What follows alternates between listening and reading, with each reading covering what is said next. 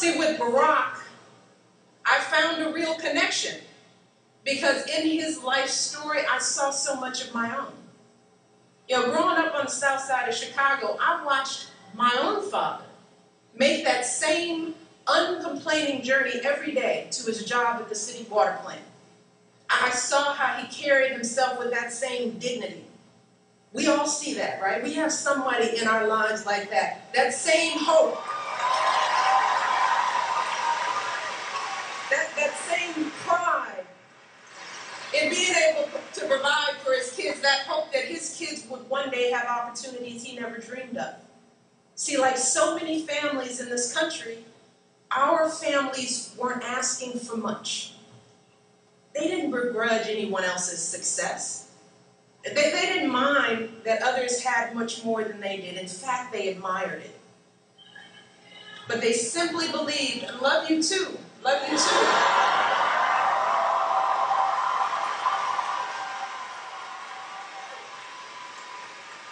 See, but our families and families like ours believed in that fundamental American promise that even if you don't start out with much, you know, if you work hard and do what you're supposed to do, then you should be able to build a decent life for yourself and an even better life for your kids and your grandkids.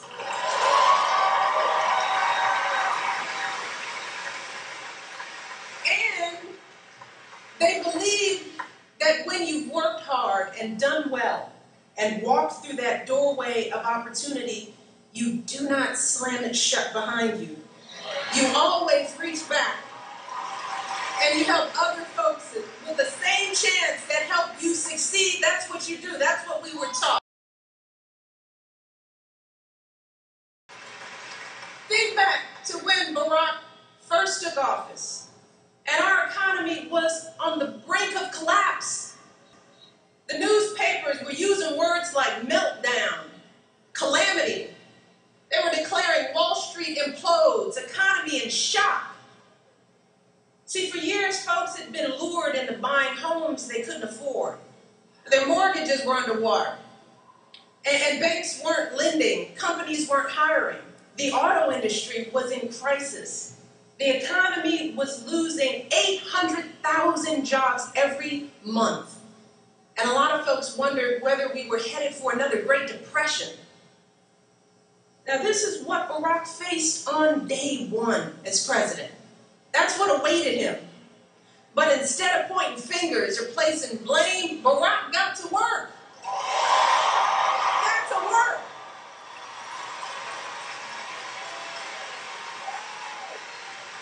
Because he was thinking about folks like my dad, like his grandmother. You know, that's why he cracked down on lending abuses, so that today when you apply for a mortgage or a credit card, you know exactly what you're getting into.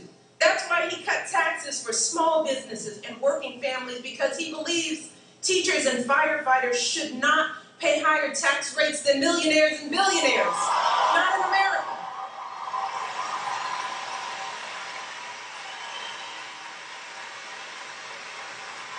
He got the auto industry back on its feet.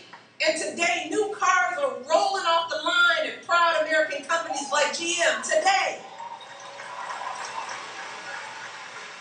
And yes, while we still have a long way to go to rebuild our economy, we have had 30 straight months of private sector job growth under this president. A total of 4.6 million new jobs, good jobs, right here in the United States of America.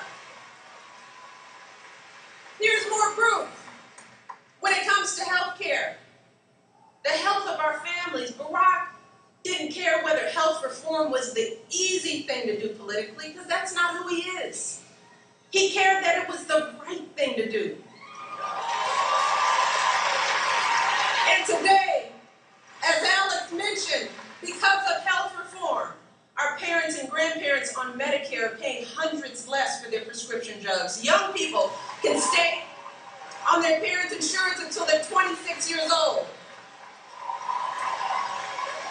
Insurance companies now have to cover basic preventative care, things like contraception, cancer screenings, with no out-of-pocket costs.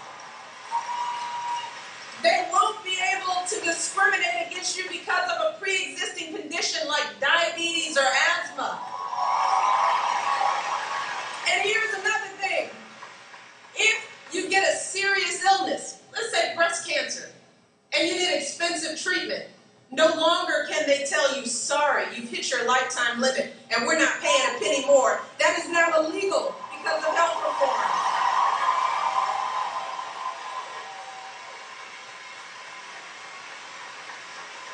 And for the young people here, when it comes to giving our young people the education they deserve, trust me, Barack knows that like me and like so many of you, he never could have attended college without financial aid. Never.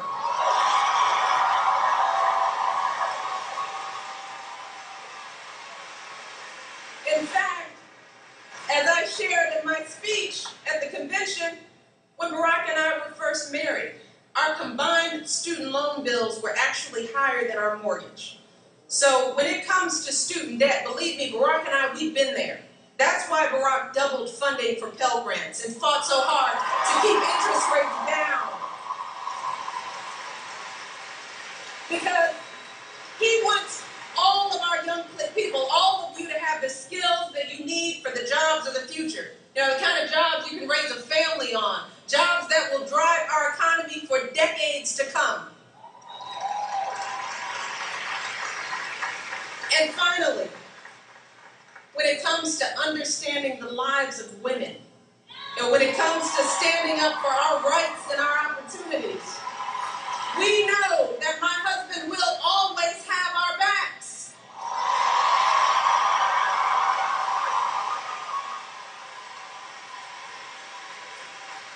See, Barack knows from personal experience what it means for a family when women aren't treated fairly in the workplace.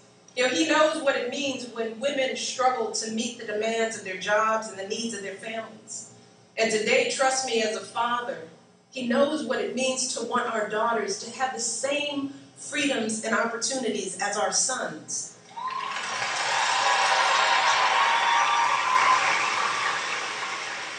That's why the very first bill he signed as president was to help women get equal pay for equal work. And that is why your president will always, always fight to ensure that women can make our own decisions about our bodies and our health care. That's what my husband stands for.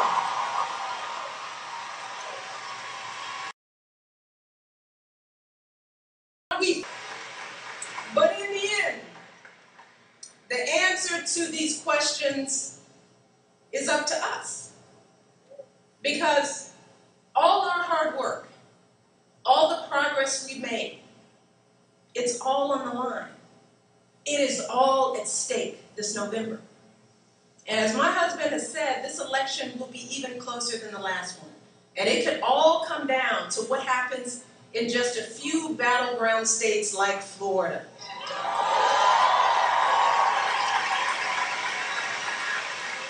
And you all know a thing or two about close elections here in Florida. But I also, to help put it in perspective, I want you to think about back to what happened in this state in 2008. See, back then, we won Florida by 236,000 votes. Now, that might seem like a lot, but when you break it down, that's just 36 votes per precinct. Did you hear me? I mean, think about that. 36 votes. That could mean one more vote in your neighborhood, in your dorm. That could be a single vote in your apartment building. So here's what. If there is anyone here who might be thinking that somehow their vote doesn't matter, that their involvement doesn't count, that in this complex political process that ordinary folks can't possibly make a difference, if there's anybody thinking like that, I want you to think about those 36 votes. Now picture that. We all know 36 people, right? So with just a few evenings on a phone bank, with just a few weekends knocking on doors, just a few of you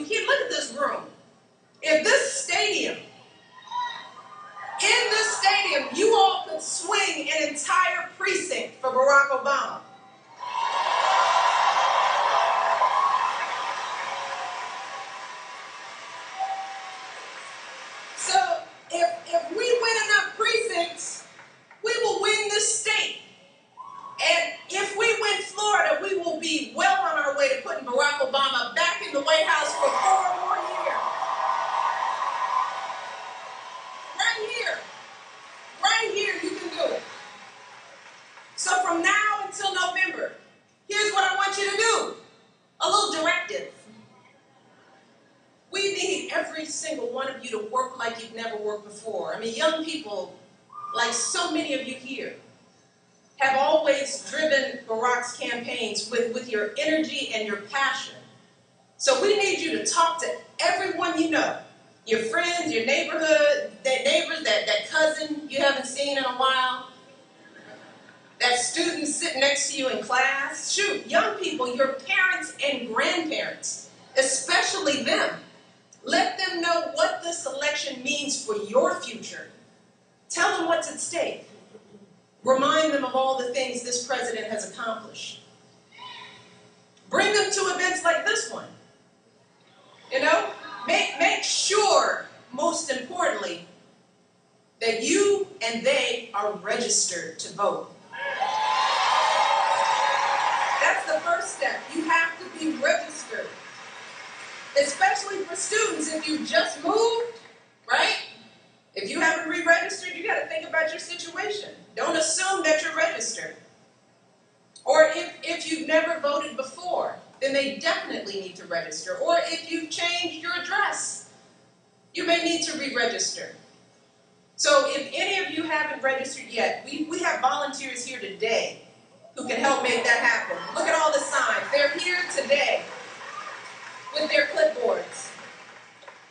And then once you're registered, make sure you get to the polls and you cast your vote on election day. And here in Florida, you don't even have to wait until November the 6th to vote. And this is important for young people because I know that one-day time frame, ooh, a little tricky for y'all. Might oversleep, might forget, might not feel like it. So you don't even have to wait. You can request a ballot right now and vote by mail in October. And starting October 27th, you can vote early at convenient locations throughout the state, including libraries, city halls. You hear that?